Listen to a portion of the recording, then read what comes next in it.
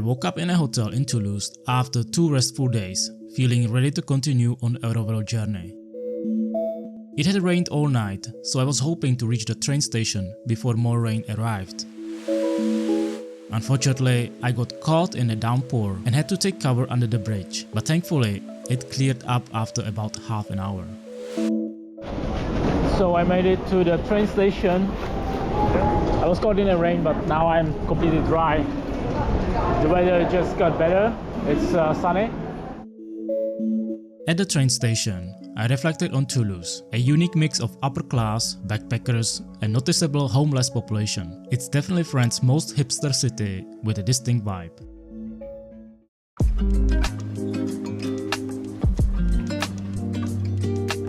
Returning to Narbonne, I found it even more crowded and windy. And let me do some photos here. Wow, this nice cathedral.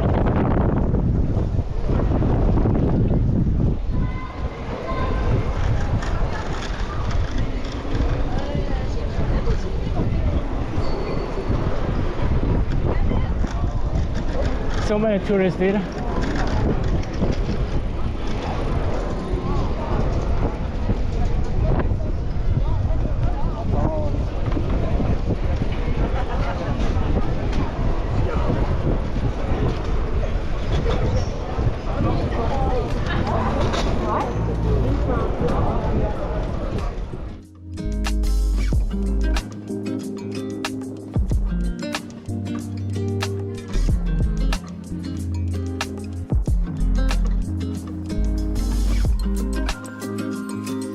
With just 5 hours of daylight, I rejoined the Canal du Midi around 3 p.m.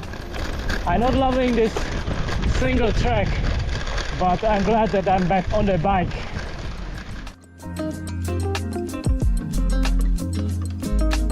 The path was narrow, rocky and crowded with cyclists, leading to occasional traffic jams. Yeah, today's a busy day. So many cyclists.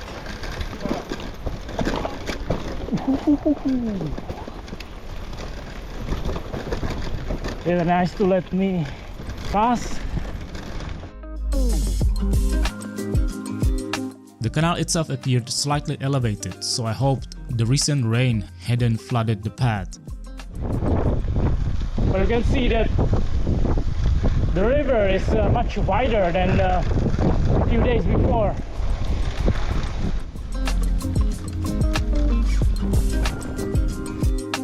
Fortunately, the route remained passable, and with a strong tailwind, I made a good progress.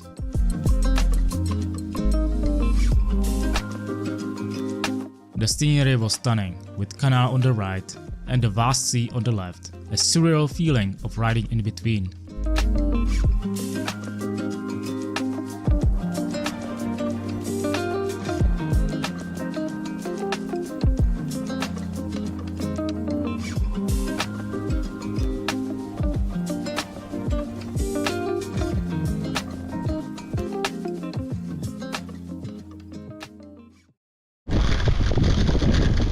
Now we are in Reserve Naturale, and I see a lot of families with kids taking a walk.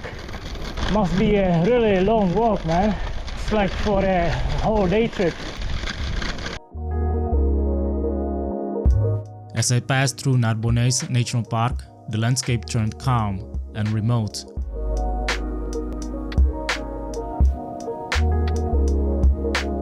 Then I took a break with some long muffins. Tastes like vanilla muffins. It tastes good. So this was called Saint-Lucie, and we cycled along this lake or something. And of course you cannot camp, you cannot set a fire.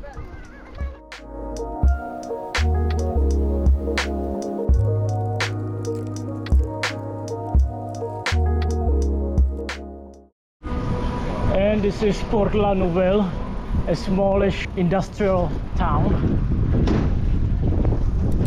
This place seems to be like a kite paradise. There are like 8 flying kites in the air. I think you might do windsurfing here as well.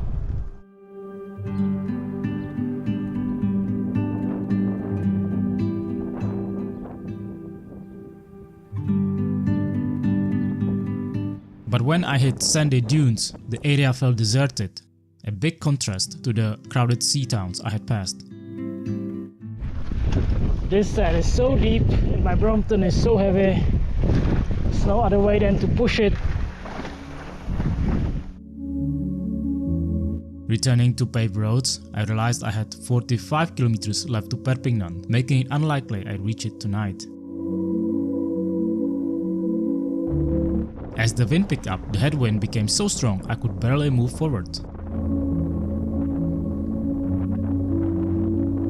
The surroundings remind me of the rides through the Croatian island, with stone structures along the road and no signs of life.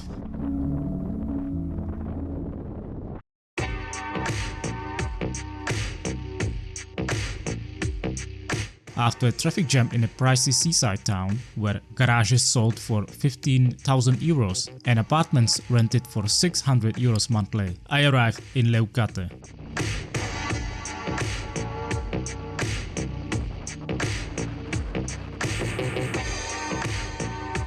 This town had a commercial campsite and an American ranch, a weird mix of attractions.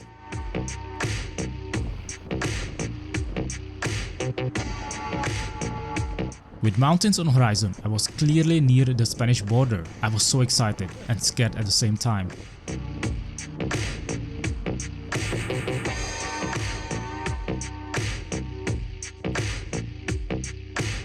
Meanwhile, I stopped at a McDonald's for a quick but expensive meal.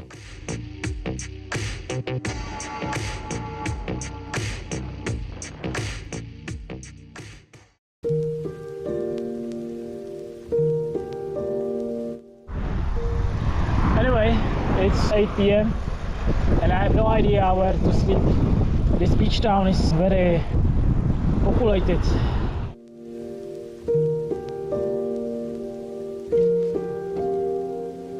Eventually I spot an ideal hammock spot. Seems a great place for setting a hammock, but I will have to wait for complete darkness and we still have 1 hour of daylight. There's a lot of trash, so it's not good. So I kept riding and passed Toreador Show and Monster Truck Arena, clear signs of the Spanish influence and American style attraction mix unique to this region.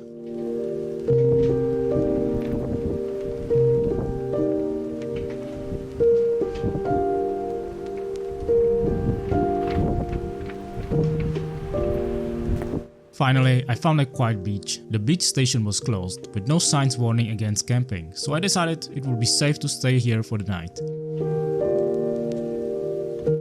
Completely empty beach. There are showers, toilets. Okay. No one's guarding this beach.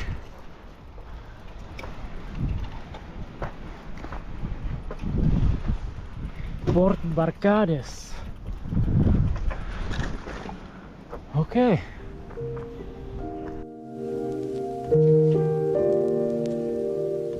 I think this is a perfect spot for camping. I will wait here until sunset if there will be any troubles from people coming in and out, but this port seems to be closed, so we have like time until morning, until someone comes here to open this place. I don't see opening time, so I think we are safe here.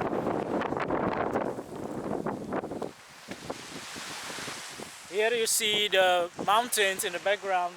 I think those are Spanish borders, and this is where I'm going to go tomorrow. So okay, let's wait until sunset.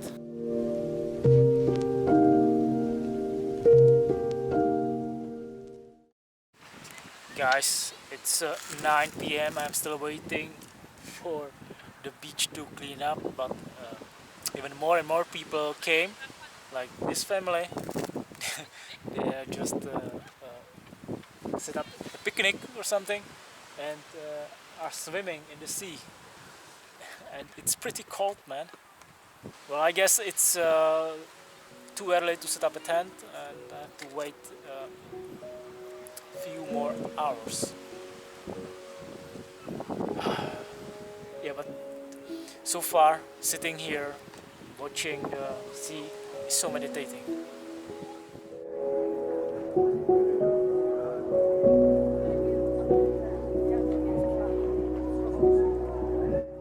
What's up guys, it's 10 p.m. and as you can see the amusement park is not spinning anymore, but monster truck show is full on. So in the meantime I set up a tent. Here it's very windy, so camping on the beach is not that romantic as you would think. Oh my god, I saw a thunderstorm, there was a lightning. I hope it won't come here. The tent is freestanding and it's wiggling with the wind, so I don't have much confidence in this tent, but this is the best I can do right now, and so I just hope that it won't fly away when I'm sleeping. Anyway, it's time to say goodnight. See ya in the morning. I have to watch out for people who are walking along the beach here. Tomorrow, I will head to the Spanish border. I was set to leave France, but more about that in the next episode.